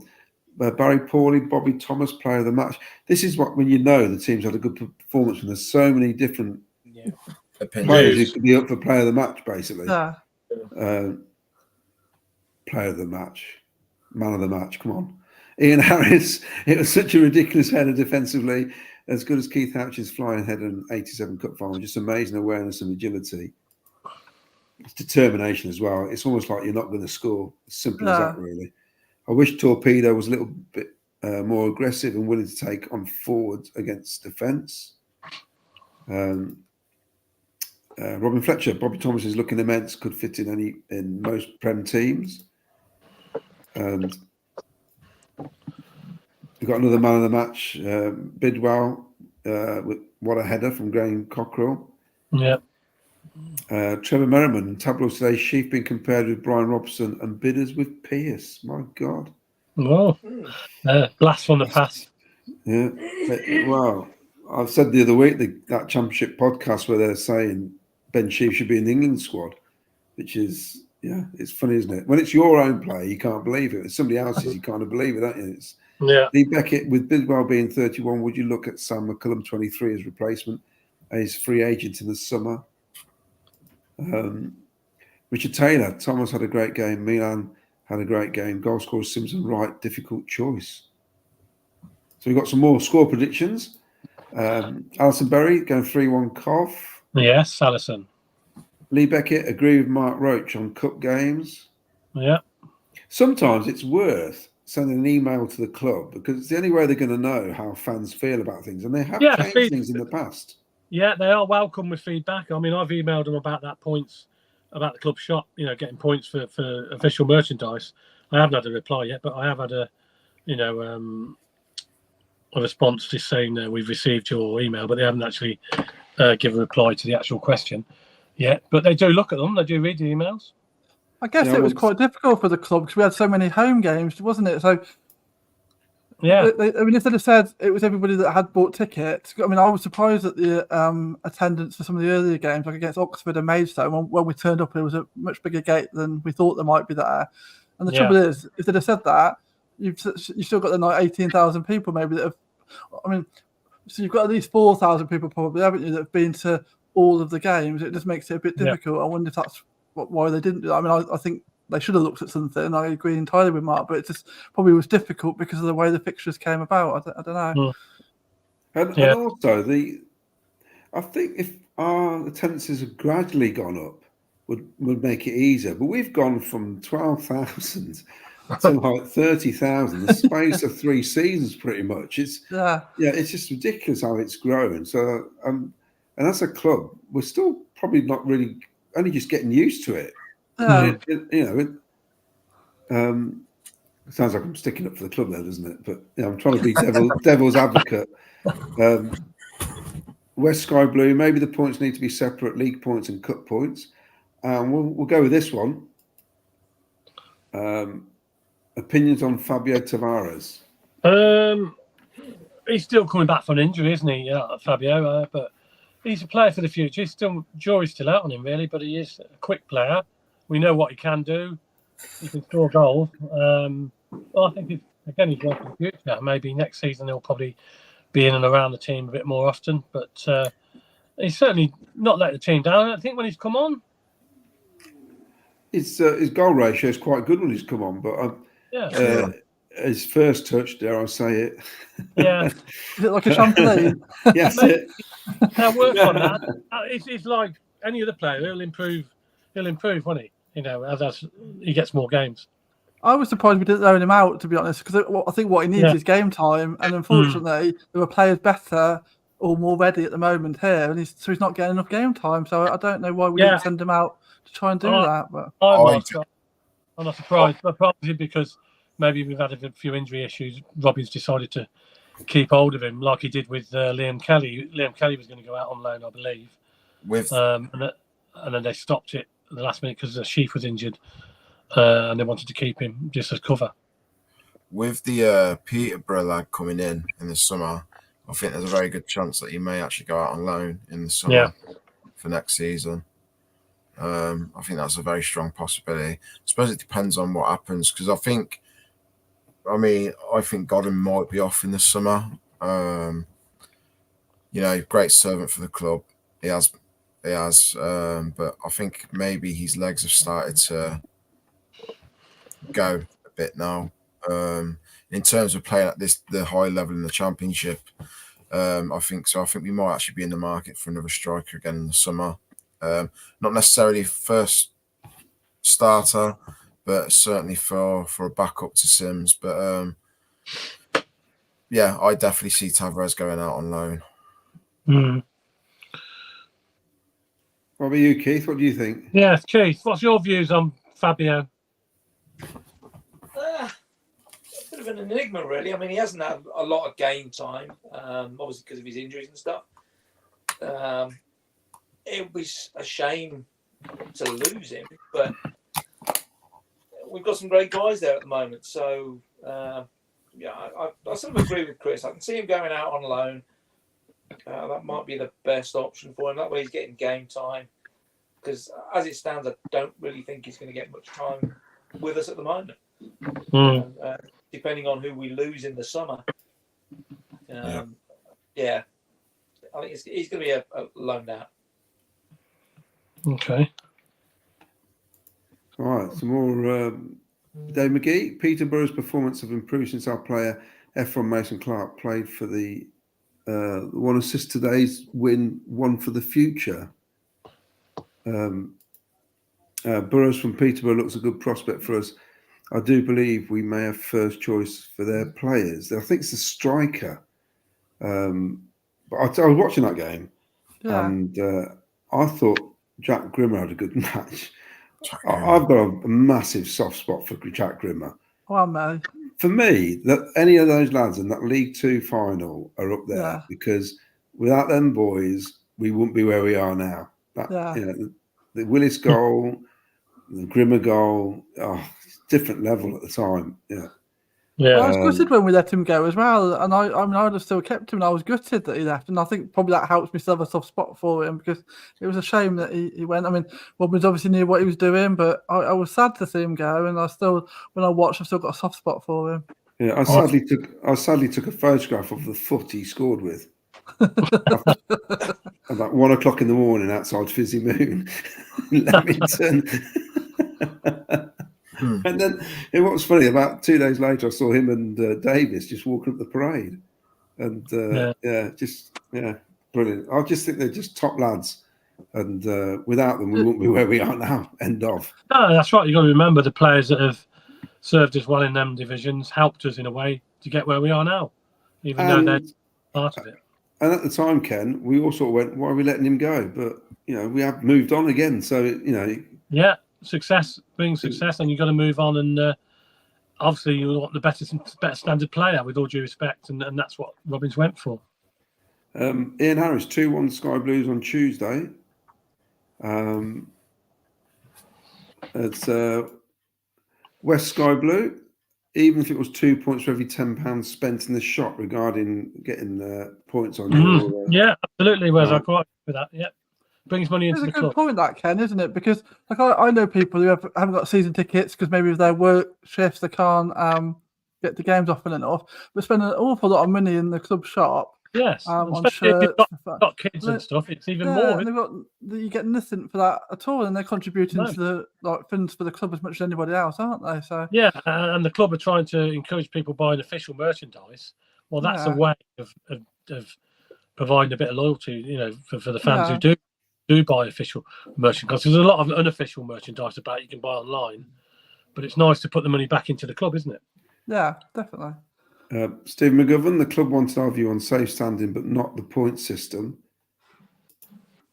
West Sky Blue, Fabio will be sent out on loan next season. Assassins Unite, Doug King is the key to our success. I reckon Tavares needs a season in League One. That's from Richard Taylor. Yeah, possibly. Yeah. Rob Nichols, Godden has a 1-year option, so if he wants, he can stay if he doesn't get much game time. I'd imagine he'd want to play, wouldn't he? Surely, at his age. My God, I think he probably would. Yeah. Foxy Lover, could you please give my little lad Hudson a shout out? Loving the show, guys. PUSB. Hudson, glad you're watching. Yeah, I went to a farm shop in Meriden this morning. You can buy a Scotch egg. That's a different story. Excellent Scotch eggs. You can't beat a Scotch egg from a farm shop. And I'm at the counter, and I've got a Cough City top on. Well, actually, just the badge. You could just see the badge. Yeah. And the lady behind the counter went, "Oh, what a great win yesterday. My boys loved it." I thought, that never used to happen in Meriden 3 or 4 years ago. You know what I mean? It's just brilliant. No matter where you go, I love it. Absolutely love it.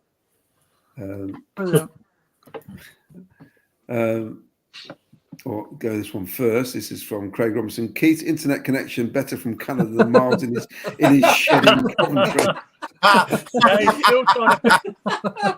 He's still trying to fix his camera, unfortunately. That's not I know. I feel sorry for Miles. He puts in so much effort, and sometimes, no matter how much effort you put in, it doesn't pay off, does it? Dave Storms, I think Grim and Davis were moved on because of the drinking culture.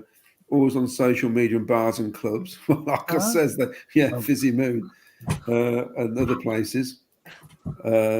Assassins Unite, a year is a long time in football. Just over a year ago, it was toxic under Sisu. Doug was mobbed after the game yesterday and was more than happy to stop and speak to the fans.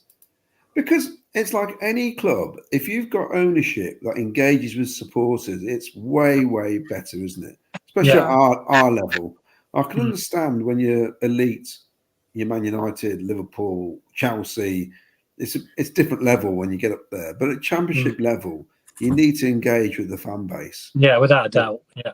You have to if you want to keep people on board. Because when you get certain clubs, it's almost like they've got so much outside money coming in. It matters, but doesn't matter as much, I don't think. Yeah. Because Man United will always fill their stadium if they accept people from Salford. You know what I mean? They'll still get people in there. Yeah. Ian Courts, get points for getting I follow. That's a good point. Yeah. Yeah, anything like that, which involves the club. And West Sky Blue, 1 point for every beer bought at Dylan's. Well, if that's the case, Mark Harrington will have even more points. We got one here. You used to get discounts in the shop if season ticket holders. That stopped as well, hasn't it? Yeah, you used to get 10% discount, and for some reason, they stopped it. I don't know why, but obviously they used to have like a special season ticket holder day, didn't they, that you could buy your stuff. Yeah. And they stopped all that. Now, for those watching who don't know, Keith's coming to Wembley, and and this is a bit mad, really. I'll tell him, Keith, what he did. So as soon as I got a message about a few minutes after the final whistle at Molineux saying, I've booked my flights. I don't care what the missus thinks. I'm coming over. I've got my flights. He's booked the hotel. He's got the train ticket. And I says, we better get you a ticket then, haven't we? So Gordon, I put out an appeal, and I think Gordon Tully is watching, and he contacted Sky Blue Fans TV and said, if you need that ticket, I can't make it. Please give it to Keith. I'm sure, Keith, you'd like to say something to Gordon. Yeah, Gordon, I'm gobsmacked. I am amazed.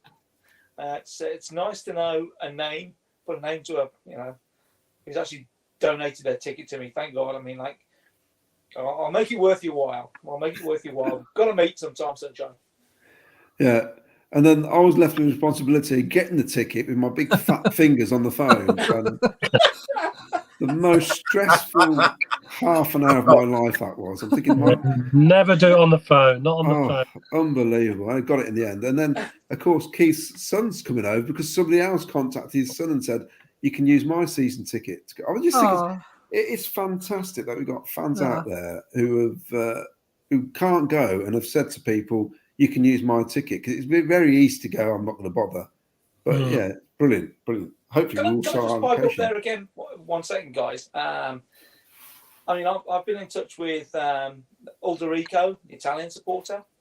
He's going. I'll actually be meeting him on the Saturday before the game in Coventry in the Sky Blue Tavern. So come along, meet us. Bring your flags. I want us to have our flags together. I'm also meeting Jan Forster. He's going. He's coming from Germany. I think there's this perception we're a small town club, but we're not. We've got massive supporters everywhere, all throughout the world. They may have lived in Coventry, or failing that, they've just followed us. I mean, the Scandinavian supporters, they followed us because they saw us on TV back in the 70s, 80s. I think we've got a wonderful fan base. It's great to see. I've got a question here from Neil, Keith. Why does Keith sound very brummy? I'm allowed to swear. So whereabouts in Cov were you from? Sorry? Whereabouts from Cov were you originally? I originally came from the edge of Willenhall, and my mum used to call it Toll Bar End, just off London Road. Oh, yeah. And then when I got married the first time, I moved up to Radford, just off Jubilee Crescent. I did spend 15 years in Milton Keynes before I came here. I've been here for 21 years tomorrow. Wow. Wow. I mean, it must be, I don't know how you manage it, because I think I'd struggle with especially if you've got a passion for a football club, then you can't watch them play. I know it's you've told me quite a few times how you really miss it now, and I can imagine it's the same for a lot of people as you're living abroad, especially when we got the lean years, it's not so bad, is it? But when you see the success, you just want to be part of it, and who doesn't? Oh yeah. It's it's interesting. I mean, going back 9 years, I got knocked off my motorbike. I was in a hospital bed, April 2015, when we played Crawley, last game of the season. And we had to win to stay up, to stay in League One as it was at the time. I've got my phone out. I'm watching the BBC text to check on the score. We went 1-0 down. I was like, oh no, I don't believe this. Thank God we won it. And like, as a result of COVID, and it's all your fault, Claudio, I've got to know so many Coventry supporters, and it's just lovely to meet you all when I come over at any one time. For those, I'll tell a little story. Basically, I was going through all my programme collection and during COVID, and I was looking at all the supporters' letters, and I thought it'd be quite a bit of fun just to see if I could find people on all the forums on Facebook and try and match them up with the letters that were written in the programmes. And obviously some of you thought I was a stalker and ignored me completely. I found photographs of schoolboy teams, and people went, "Oh yeah, that's my brother, that's so and so," and people love it, all that sort of stuff, you know. Yeah. But there was a letter from Keith going on about, I can't remember what it was now, Keith. There was a letter in there, and I sent Keith the contact, and I said, "Oh, is this you? Because it's an unusual name." And he ignored me. I thought, okay, that's another one who thinks I'm a madman. And then he says, "Yes, that's me. I can't believe you found that letter." And we started just chatting. And then Keith says, "I'm desperately trying to collect certain programs." I said, "Well, you've come to the right place. That's what I do." So, and that's how we got involved with each other. And I've currently got half a season's worth of programs here that I'm going to dump on you on the Friday before the semi-final. So it's it's just great. It's almost like two 50-year-olds becoming pen pals in the days when pen pals don't exist anymore. Yeah. Yeah, but no, I mean, there's some great comments here, and I was going to say this: the fact Lee Beckett put, "Lol, my mum still calls it Toll Bar End." I was going to say, if anybody knows, you come Toll Bar End, yeah, exactly. If you know you're from Cov, you said Toll Bar End. Yeah, you know exactly what it is. PRG, like in the chat, all crazy upturn since 2017. I thought I would see CFC on the up, and after many years of utter piffle. Piffle.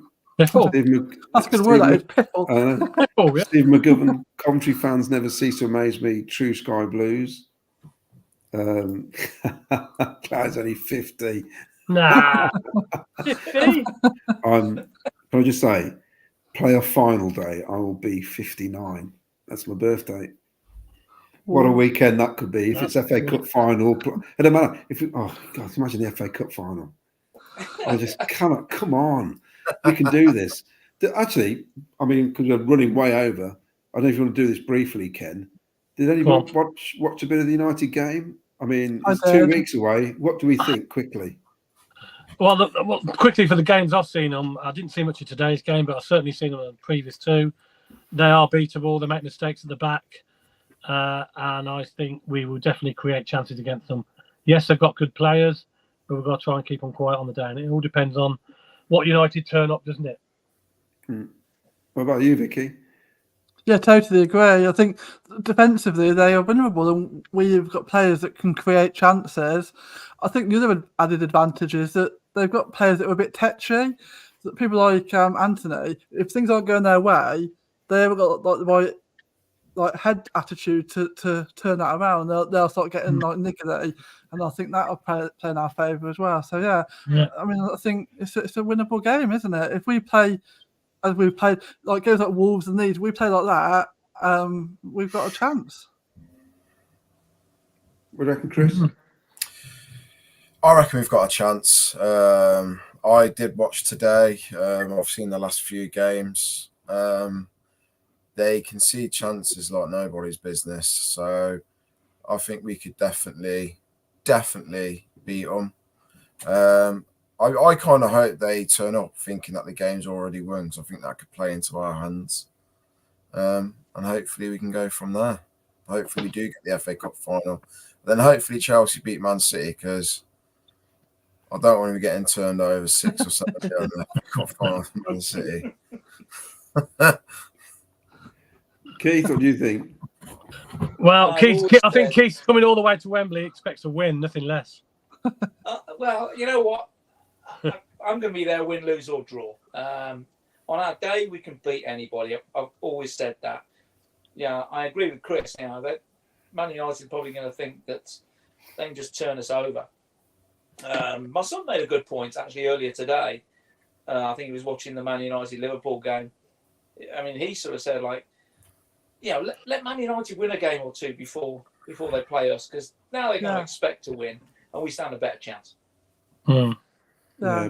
Personally, I mean, Vicky made the point there about their players getting tetchy. Look at Somerville for Leeds yesterday. He didn't like a few bufferings, did he? And he was on the deck, and he was sulking and taking his time walking back. And at one point, he didn't want the ball at all. And this is what you need to do. My only worry is when you look at the free kicks that are given, and even if you look at the Liverpool penalty, which I think is a bit dodgy, players go down, and watching when we've played against Leicester, Southampton previously, and Leeds, the amount of these players, you do hit the deck quite easily. Yeah. That's what we're going to have to watch out for during that game, because any touch in the box and they are going down. Yeah. So we've got to be careful. But I think we've got enough to do it. I mean, they're no better than Wolves, really. No. This season, anyway, they're no better than Wolves, and I think we've got a great chance out of the. Yeah, definitely. I think we have got some more comments here. Covandi, 34 years in Pompey, and I'm still called a brummie. Lee Beckett, they don't look good. This is from Ralph Wiggins, who I met at the Diamond Lunch the other month. When Claudia went to Southampton on a scooter in '83, I went to the match on my 250cc Honda Super Dream. But I lived in Creekmoor Pool at the time. He could have gone, well, even if he lived up here, he could have gone there and back 3 or 4 times by the time I got there on that thing. Mark Roach, Sheaf versus Manu. He's a good player, isn't he, that kid? Yeah. He's a talent, isn't he? They've got talent, haven't they? Yeah. Yeah. They've got a ridiculous record, haven't they, of playing an academy player in every fixture since the 1950s, Man United. It is it is an incredible record. Whether or not they do that on purpose now, but they have. It's just a ridiculous record. Richard Taylor, they're certainly mistaken them, but I'm not getting my hopes up too much. Ralph Wiggins, I also came from Holbrooks. Robin Fletcher, cheers, Robin. Great show as always. Thank you for that. Cheers, Robin. Alison Berry, rumours of a lot of MU not playing the semi-final. We're going to put some youngsters out. Who knows? Although I think I'm not sure I want the youngsters. I'd rather play like people like Maguire and Rashford, who seem to. I mean, the youngsters would probably do a better job than some of the ones that have been playing regularly. Well, Casemiro picked up a 5th booking. So was that just a 1 match ban? Is that, or is that 2? Is that a 3 match? Is it just 1? Is it? But hold on. Does it count in the FA Cup? Yeah.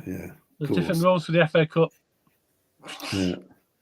Craig Robinson, Keith gets all his information from the best Sky Blues forum. I think he's going to put there, Sky Blue Fans Forum. Amanda Louise Jenkins, where's Arthur these days? Yeah. Well, I banned him, Amanda, and I can't work out how to unban him. So we can laugh at him. So we need to bring him. I'm going to try and do it and bring him back in. George Osters. When our Wembley tickets go into general sale, still thousands left. So we obviously aren't going to sell them unless it goes to general sale. Well, Thursday, I think the next time you can buy tickets, I believe that'll be for people just with accounts. I believe, not necessarily points. I believe it's just accounts. Is that right? From what I understand. Yeah, I mean, what could end up happening is if they don't go to people with accounts, they probably will say if you got a season ticket, you can get another ticket. Yeah, because you need an account or extra tickets for account holders. I mean. Yeah. They'll all go in the end, but it's difficult because we've got such a large number of season ticket holders as opposed to and there's a lot of people just waiting in the wings to grab their chance to get a ticket, isn't there? And they're just waiting for the right opportunity. They haven't necessarily got enough points, but they do come to the games, and they're in that situation where they need to they're not messing not having an account, so they just need to go and wait for them to come on general sale or possibly can. Well, there are all the comments, Ken. Okay, that's it. Right, let me just run through a couple of things before we go, because we are running a little bit behind schedule. George and John appeal, statue appeal. There are all the details to donate, to get the money up, to get this George and John statue up. Quicker the better. That are those things on that. That'd be fantastic if we can do that. That's Jack who comes on our show now and again. Fighting next Saturday in Coventry. Get your tickets from ultratickets.co.uk MMA. And that's his shirt, actually. We were sponsoring You can see our logo on the sleeve. That's his walkout shirt. PC Radio sponsoring one side, and Scarborough Fans TV sponsoring the other sleeve on his walkout shirt. So if you like that sort of thing, then get your tickets. If you're not going to Birmingham, or if you are, you might have to rush back, like we are, to watch the fight. Also, a couple of things I wanted to add. On Friday, we had a meeting with Noel Whelan. They're our winning competition. We do have winners on this show. There are winners from the Leamington Warwick Sports Club. You can see Jack there and his dad, and the other guy there.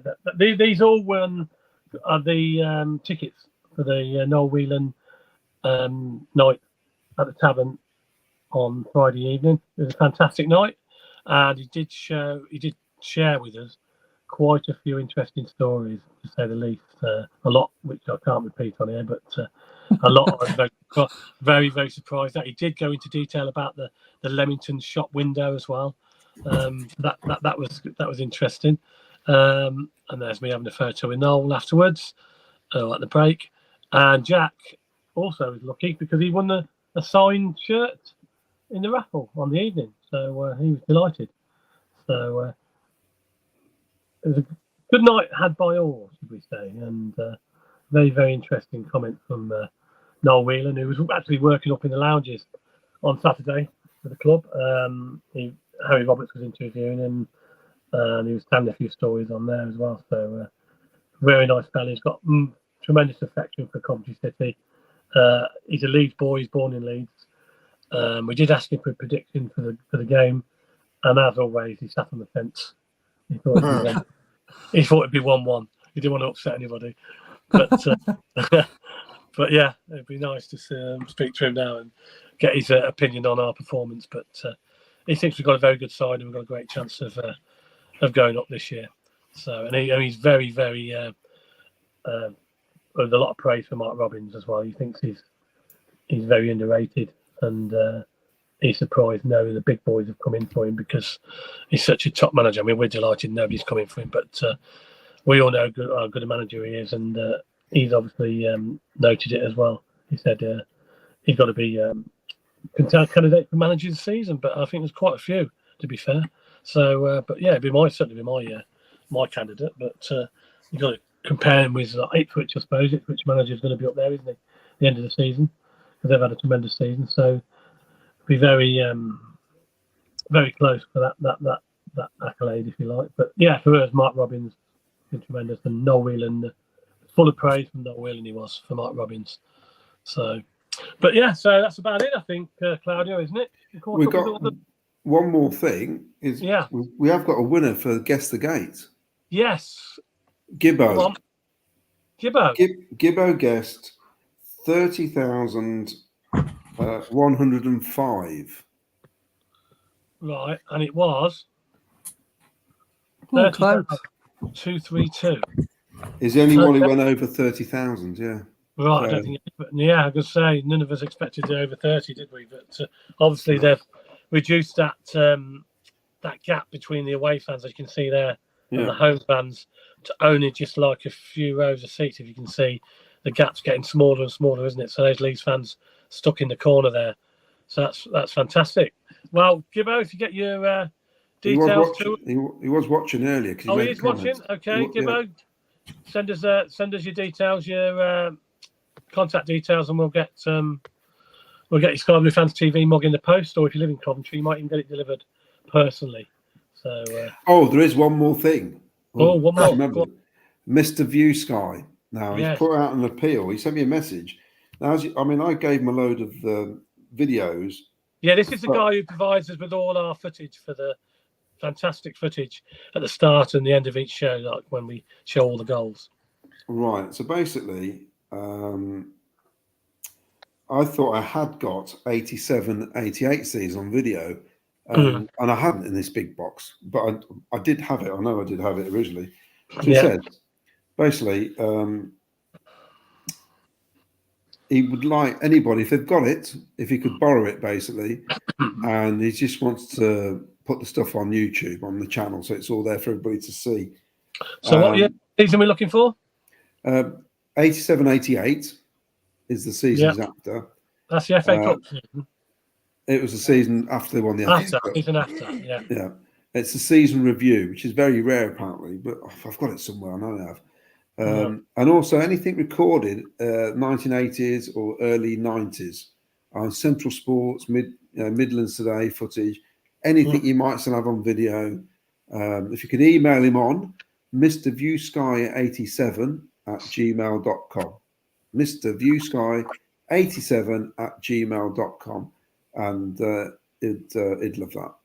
Well, there you go. Send it. I'm sure someone somewhere has got Gary Newbon or somebody on their videotapes. They haven't overrun it on a VHS, the old VHS cassettes. It will be then, wouldn't it? If they've still got. Alex Lamb, my mum was the photographer for the Sky Blues in '87. I'll ask her if she has any pictures for you guys. Nice. Fantastic. Because we have got David Phillips coming on soon. I'll get my backside into gear now. Yeah, that date will be announced, so that's going to be fantastic. We hopefully have a few more guests to announce as the season goes on. Some interesting guests, which you stay tuned to Sky Blue Fans TV, and you'll hear all about it if you like. So yeah, that's about it. Then we've run out of time. We've gone way over time, but we had loads and loads to talk about as normal. Let's quickly just go through any changes for Tuesday night, Claudia, for you, or same team, same again? I'll go same again. Same again. Vicky? Same again.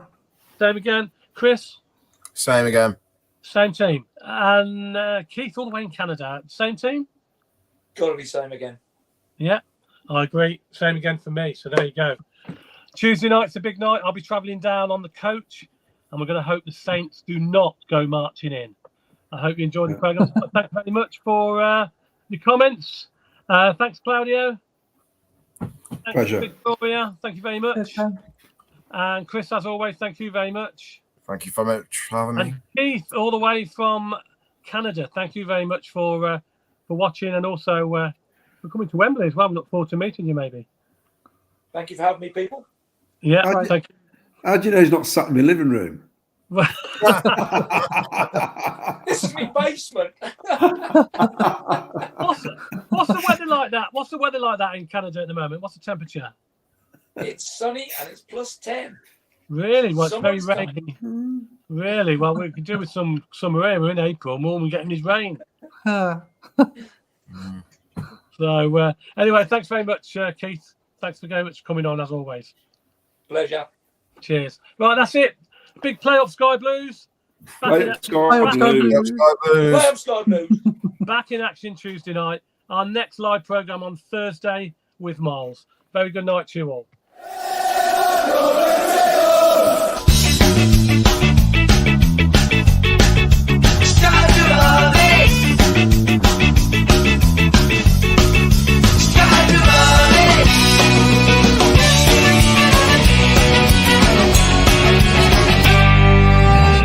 Sky Blue Fans TV, for the fans, by the fans.